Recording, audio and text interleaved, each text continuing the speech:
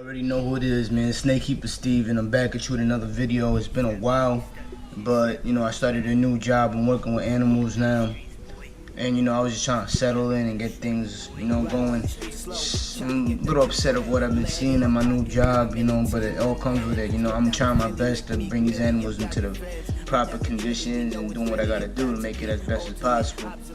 Besides that, here's a jungle carpet update. Alright, so my buddy here today has just shed. I don't know if the colors get picked up with the GoPro as well. His blacks are looking beautiful, the yellows are looking yellow. He's looking great. So besides that, he just shed out. This is the second shed since he came in, and he is definitely has grown in size since I've gotten him. So we're about to put him on the scale and see what the difference is.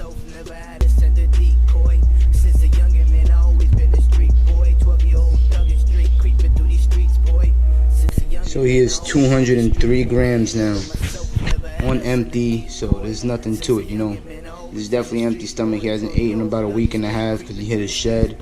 And I don't feed during shed nor right before I see it happening. So he's out of his shed now, 203 grams. Check out his weight, mark down his new weight, and give him a feed, If you guys haven't seen my videos, I reduced my collection tremendously. No more ball pythons, only have one left because he was left with respiratory infection, which he is starting to clear up, and then I'm gonna find him a home. But I'm staying with just boas and carpet pythons. They're more of a handful to start off with anyways, and I find it more challenging and it's more fun than the ball pythons. I'm not trying to knock anybody that's into ball pythons.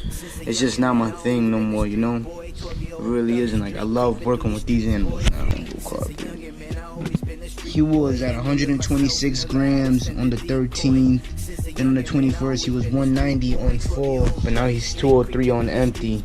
So definitely pretty much 80-gram gain, which is actually pretty good, man. Honestly, in 1 month, that's actually a really good change. The thing I want to show you guys is I made myself a little like a service quarantine area. If I were to get any new animals, I would use this area to quarantine them. If any of my animals were to get sick, I'd probably move them over to this area. And also I could use this area, if I want to take pictures. I got my lighting system. I could use this white top right here. I could use this black bottom. Most likely is to take some pictures of snakes, update pictures. I keep my substrates, cocoa husk, eco earth, my aspen bedding over there. The eco earth is mainly for the tarantula. I don't really like using that for the snakes. I got one heat mat left. I just don't leave it connected for no reason, unless if I were to need to use it. I got this 4 foot by 2 foot enclosure.